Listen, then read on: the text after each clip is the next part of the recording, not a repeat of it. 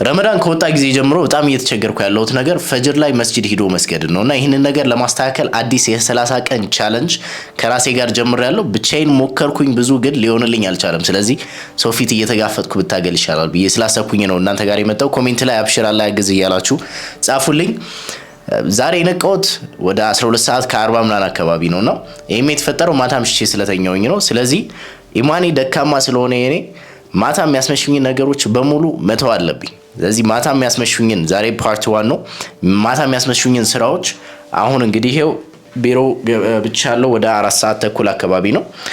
አሁን እስከ ዙር ባለው ሰዓት እነሱን ስራዎች ነው ቅድሚያ ሰጥቼ የምጨርሰው እና ኢንሻአላህ እነዚህን ከጨረስኩ ማታ ማመሽበት ሌላ ሪዝን አይኖረኝም።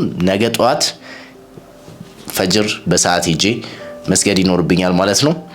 አሁን ወደ ስራ እንግዲህ እናንተም ይሄንን ቻሌንጅ መቀላቀል የምትፈልጉ ሰዎች #goingtomosque ብላችሁ አፕዴት በየቀኑ መልቀቅ ትችላላችሁ። ይመቻችሁ። ቴክ